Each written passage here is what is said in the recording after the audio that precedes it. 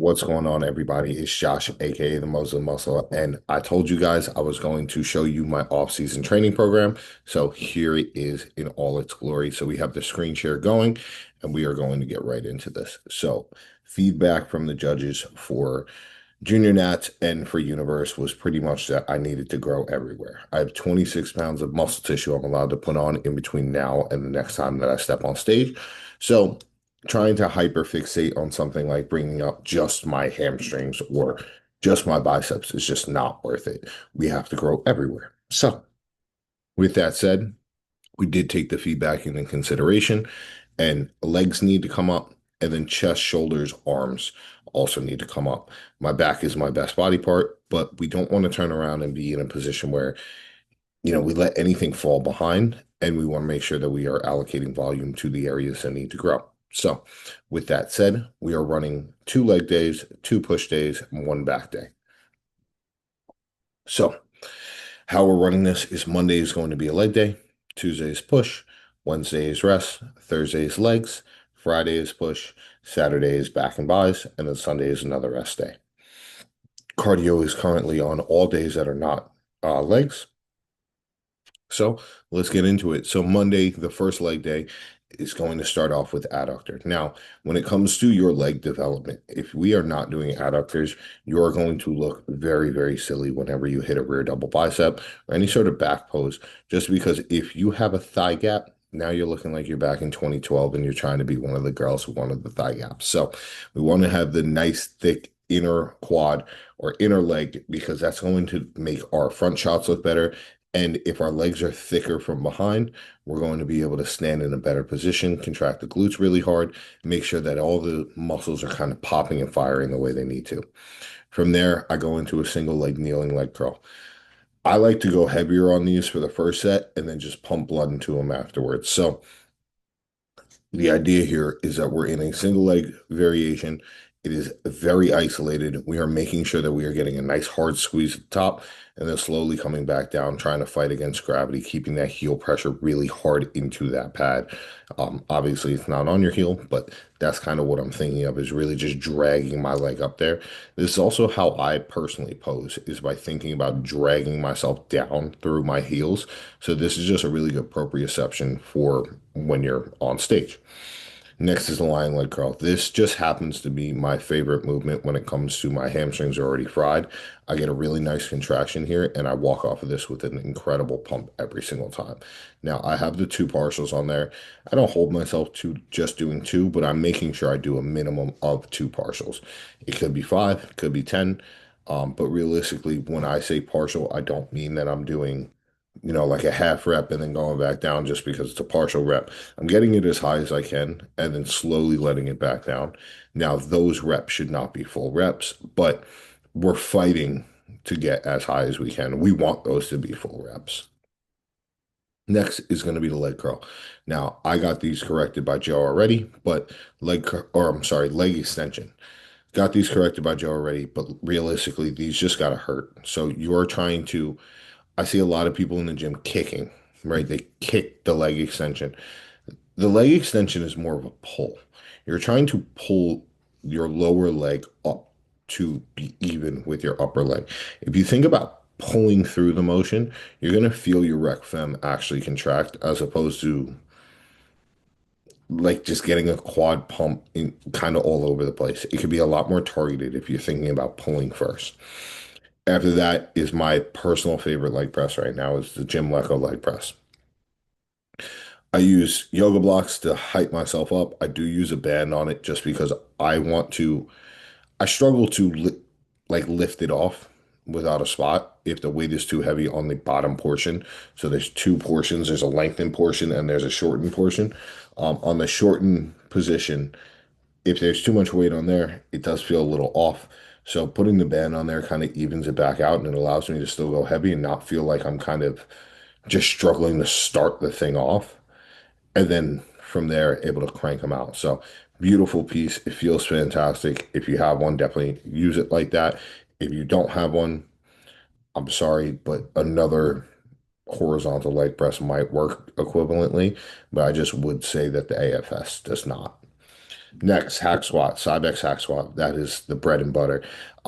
It says 10 to 12 here. I'm going to be completely honest and say there's definitely a bit of an ego to it. The goal is to make these hurt as well. Really just trying to just eke everything out. If you've seen Nick Walker do this exercise, you'll kind of understand what I'm saying here. But like really just getting hamstrings on calves, pausing in that hole really quickly, keeping tension in the quads, and then exploding up, using everything you got to get back up and right back into it. So Joe talks about staying in the fire. There should not be a point where you don't feel tension on your quads during any of the movements, or realistically in any exercise ever. You should feel tension on the muscle. If you don't, you're resting. Lastly, calves, 4 sets, bang them out. I do have this theory when it comes to calves, and you guys could try it. You can not try it. Let me know if you do. But I always said that like calves are the accumulation of the work, right? So if you walk into the gym every day and the first thing you do is 2 sets of calves, 2 sets of calves takes no time. If you're going to failure, it's not going to affect the rest of your workout. You're going to sit there and you're going to say, oh, that sucked, but it's over.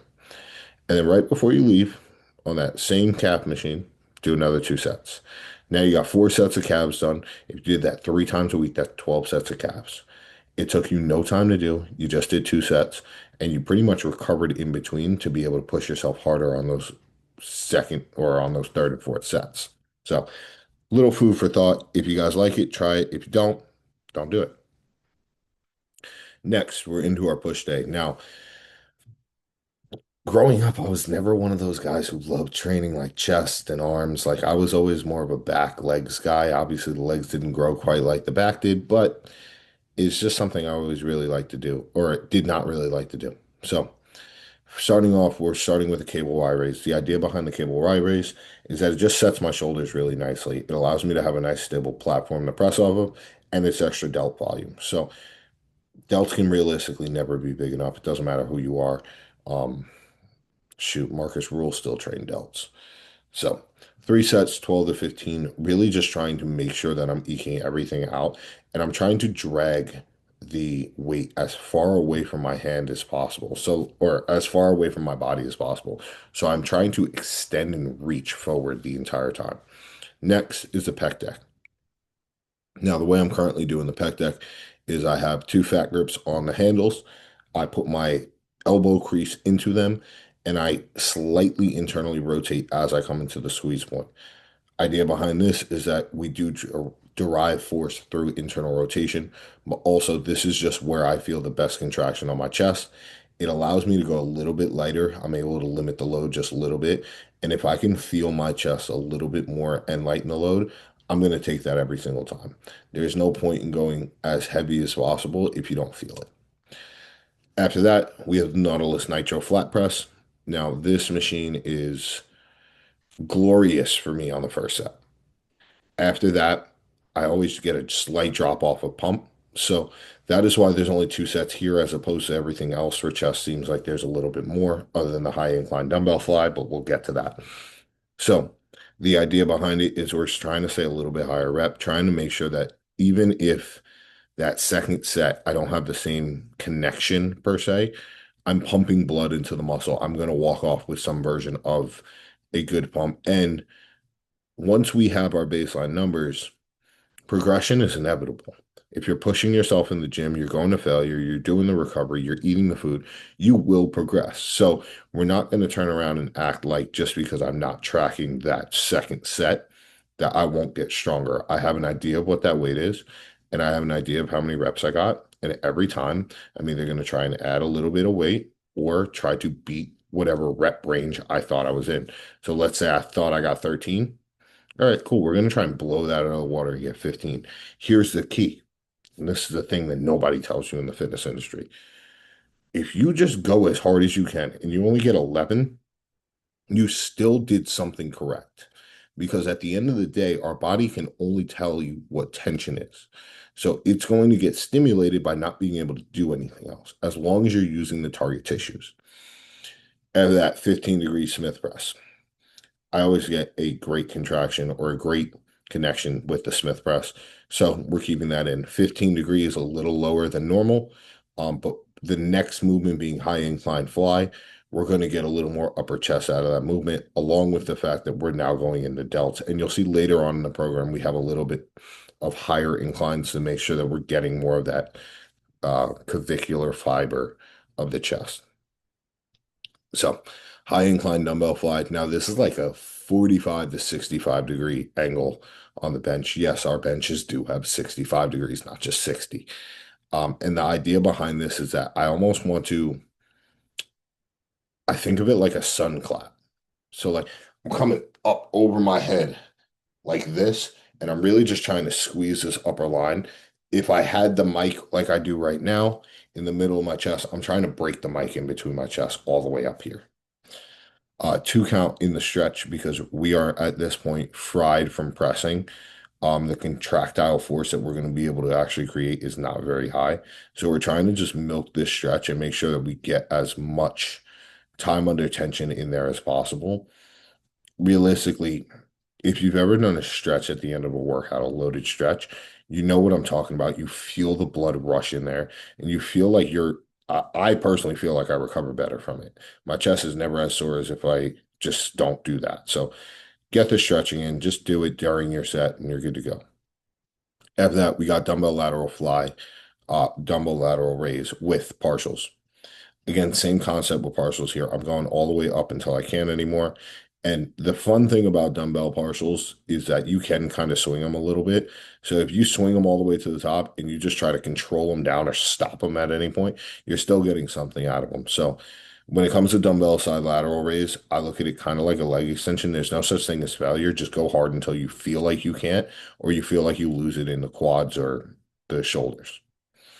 Cable upright row. Now, I'm going to be honest with you, this is probably coming out. I'm just not getting a lot out of this movement. I wanted another like side delt specific thing, but cable upright row just isn't it for me. Doesn't feel great. Don't really love it. Most likely I'm going to switch this to either a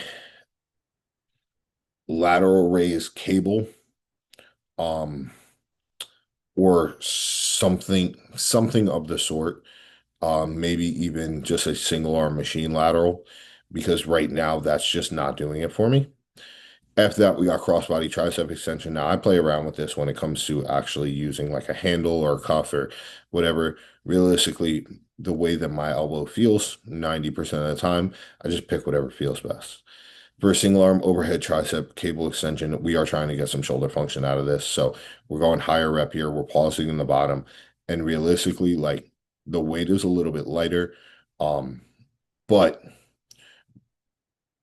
just pump them. When it comes to arms, like, yes, you can get a lot out of, being strict and controlled, but when it comes to progression, you are not going to go in one off season from curling 25-pound dumbbells to curling 100-pound dumbbells, or else they're just going to look like crap.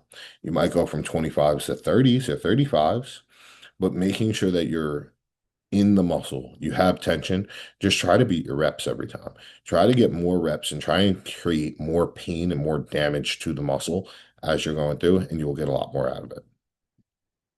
After that, we have rest day. So chilling, it's Wednesday, nothing crazy. Get your cardio in, eat the food, get on with your life. From there, we're back in the legs. This time we're starting with the seated leg curl. I like the seated leg curl because I feel like I can get the most amount of contraction on there. That's not the single leg curl. And the reason is that we are so externally braced. We have the pad that comes down onto our quads, we have the full seat, and then we have the pad behind our legs. So that way, the only thing that realistically needs to move is our ankles down towards our heels.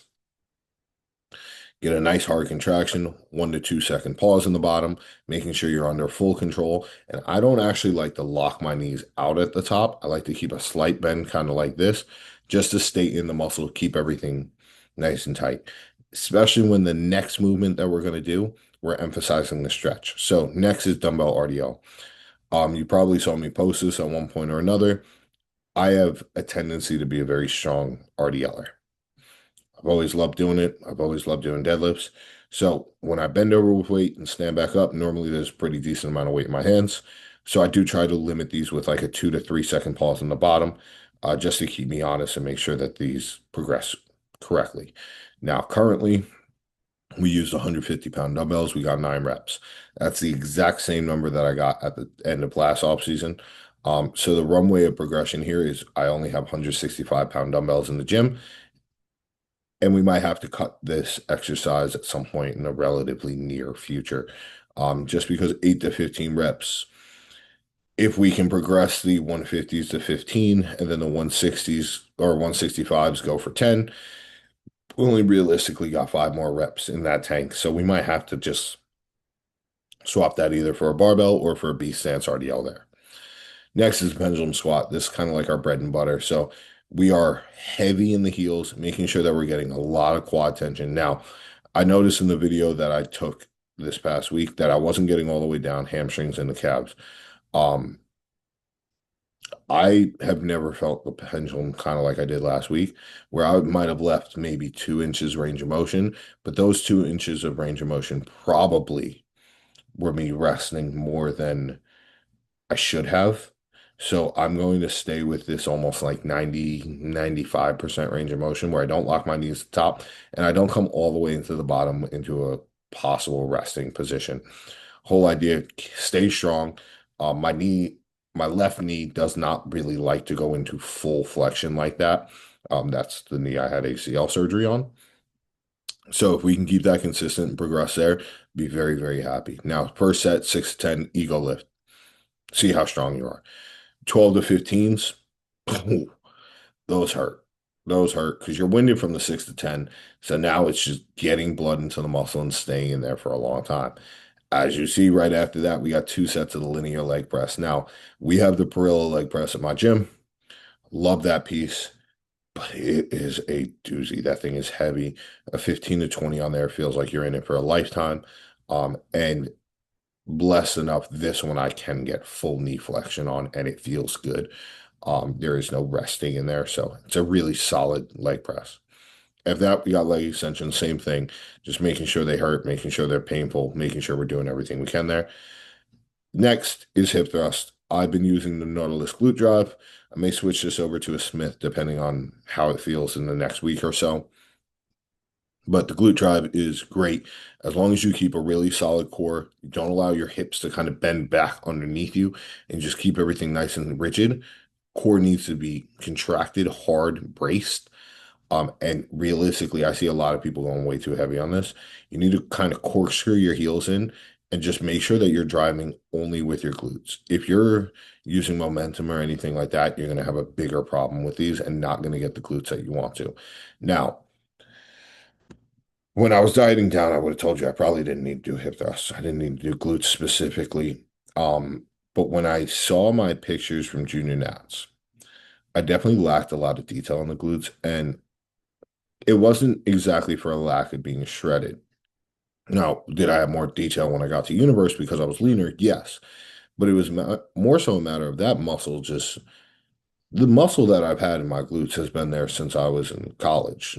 I got that from playing football. I did not get that from bodybuilding. So this is the first off season. I want to dedicate some actual sets to it. Now it's not a lot of sets, 2 sets, but I want to dedicate some time to actually trying to progress my glutes and see if I can't get those muscles to just come in a little bit more and come in honestly a little bit earlier in the prep because I found the last 2 preps that when you start chasing glute lines is when my physique starts to fade. So if my physique can progressively get leaner as opposed to trying to chase them in the last couple weeks, we might have a better package on stage. Next, calves, same thing. Just get in there, get them done. Um, as you see, both days have 4 sets. It's kind of my thought process of the 2 and 2. I'm probably going to start that this upcoming week.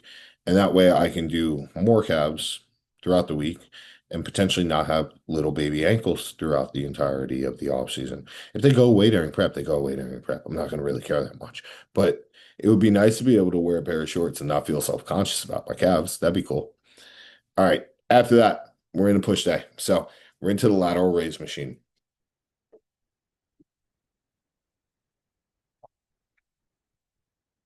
Lateral raise machine, we're doing the standing. I like to put the fat grips on here. Shout out Aaron. Uh, put the fat grips on here, put my hands inside, and then put the fat grip right on the outside. That way, I'm just driving with fist. I'm trying to get my arms as far away from me as possible and just dragging out. I used to get the cue like drag your knuckles across the floor. I think try to be Elastigirl if you're an Incredibles person. Um, and try and reach like across the room. Try and punch somebody across the room as you're coming out. Just think about getting as wide as possible. Next is 60-degree dumbbell press. I made a promise to myself this offseason that I was going to try to get stronger at the dumbbell press. Not just like a flat press, but like a incline press. I've never been a strong overhead presser. I would like to get strong at overhead pressing. I think that there's a lot of merit to that.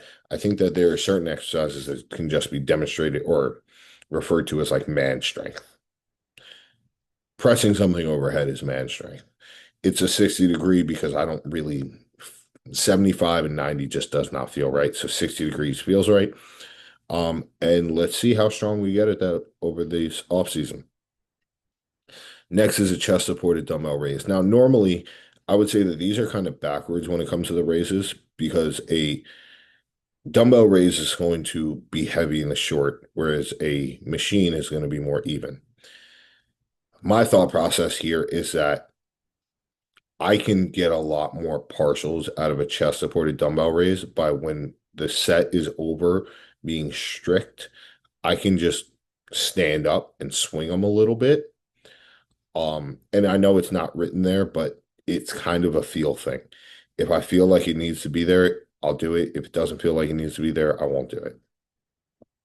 Next is chest fly, and I wrote specifically chest fly because it could be a cable, it could be a pec deck, it could be a dumbbell fly. It kind of depends. If you don't know, I own Ultimate Gym in Hicksville. If there's people on the machines, I'm just going to try and get through my workout to do something as a pump set that's going to bring some blood to my chest that makes me feel comfortable to press. It's not a failure set by any means, but I do probably tend to go a little bit closer to failure than I probably should. Cybex incline press is my favorite incline press we have in the gym. It's very smooth. It can converges pretty hard, so you do have to put your hands pretty wide on it. But it's safe, it feels nice, and it's unilateral technically. So you have to load each side, they move independently. So it does allow you to kind of just make sure that you're really feeling your chest. My first set on there is always for strength. I'm trying to get as much weight as many times as possible. The back off set is always going to be a little bit more of a pumpy type set. So this is kind of like the pendulum squat where like I'm staying in that 90 to 95-degree range of motion. I'm not locking anything out here. And I'm not like burying the depth because I want to stay in the muscle. I want to keep the tension in the chest and make sure that we are getting as much blood as possible. Now, granted, this was not mentioned earlier. I do have intracarbs in there. There's some salt, there's some EAAs, there's some creatine, but realistically, I think that there is a ton of benefit to if you have the nutrients going in and being digested, because by that point in the workout, they're gone. Like I've drank them already.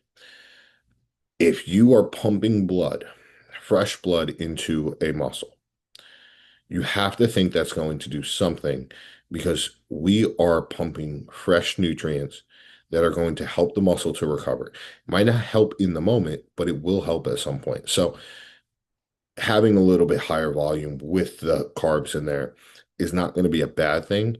And also making sure that we're almost focused on the pump after doing something that's going to start to quote unquote damage the muscle is not a bad thing either. Next, we have flat Smith press. I did these a couple weeks ago with Anthony Scalzo, and I just had a great pump off him. So I threw him in the program this time around. It's two sets, 12 to 15, one set of 15 to 20. Now, the 12 to 15, the first two sets is definitely going to be more of a strength thing. I played college football. I was a very strong flat bencher. I do not want to turn around and be a strong flat bencher. I want to make sure that I have a big chest.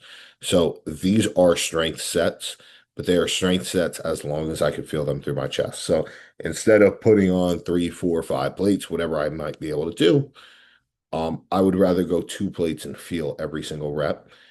but still make sure that they are under control and strong. The 15 to 20 is again very pumpy. And then it's also superset with incline push-ups right on the bar. So I'm not moving. I'm just literally getting up off the bar after failure and then doing as many push-ups as I can on that bar. Again, idea behind this, pump blood into the muscle. Now, we should be walking into these dips feeling full as a house. Like my chest should be blown up. I should feel pretty dead. So it says dips. It might be assisted dips. It might be a couple sets of real dips. But we are just getting to the bottom. We're stretching for a second. We're going back up. Stretching for a second, going back up. Now, as the set progresses, I do like to try to get this to be a little bit more tricep. So I will try to lean back a little bit just because if your forearm is perpendicular to the ground, so straight up and down, you're going to be in a position where you're going to get a lot more delt and chest. But if your forearm kind of tilts back just a little bit, so it goes from here to like slightly behind you, you will start to put your triceps in a more advantageous position to press yourself up, just simply because now they are more perpendicular to the ground. You are a little bit more upright. It just puts you in a better spot. Next, rope tricep extension. This is everyone's bread and butter movement. It says 12 to 15 on here. Dude, I'm just pumping blood into my triceps until they don't move anymore. I'm doing short rest periods here, anything from like 45 seconds to a minute, getting as much blood in my triceps as possible. And then rope overhead tricep extensions. Now I've talked about this before. Um, I put my GH directly into my triceps. They've grown faster than they ever have. My arms are finally over 18 inches. It's been like 3 years where they've been stuck there. They've just gotten better looking, but they've never gotten bigger. So this is the first time that they're actually bigger. And I attribute that to the style of training that I'm doing, where it's not progressive overload on arm training and the growth hormone. Do they have potentially a synergistic effect? Find out on the One More Rep podcast. But realistically, I do believe that they have some sort of synergy to them. Just simply because like you're putting how growth hormone works is that it helps everything to grow. It's not just muscle. So like you have the proliferation of cells, therefore you have more potential for something to grow. So if you're now pumping the nutrients in there to help them recover, you're damaging them through tension, and you're getting more cells in order to be able to grow more muscle or just grow in general, there's no way that's not going to work. So, food for thought, pin your arms. Lastly, we have our pull session. So, pullovers, 2 by 15 to 20. These are failure sets. These are, I'm going hard. I'm trying to get everything I can out of these. And I'm really just thinking about trying to make as big of an arc as possible. So, if my body is here, and my hands are here, I'm trying to reach as far away as possible to get my hands to my hips or get my hands to my lower quads, wherever they might land. After that is going to be the single arm prime row. So I normally have this on like a 3-to-1 ratio of top to middle peg. Um, I don't really like putting them on the bottom peg because I feel like that will take away from this overall set by trying to load that shortened position. But this feels really nice. You get a really nice stretch on the lat. But the key here is not letting the shoulder to dip over. So if you're trying to keep your lats engaged, you want to be slightly underhand. You want to keep your elbow tucked. As soon as it comes over the top, you're losing your lat and you're going into other muscle groups. So keeping the lat tucked or keeping the elbow tucked, keeping it close to the rib cage, and making sure that your shoulder does not turn over at any point is going to be massively beneficial here. Next, single arm nitro pull down. Same thing. When you're coming up, if your arm starts to turn over, you're losing it out of the lat. That's your end of your range of motion. So when you see videos of this, it might not look like it's a full range of motion. I'm okay with that because I'm staying in the lat and I'm able to do what I need to do. Now, upper back row, this is very similar to the fly. Um, because it depends on what's being used. I just use the prime row for 2 sets. If somebody else needs to use it, I'm going to let them use it. I don't want to drag over all the plates for it. That's fine. Not a huge deal.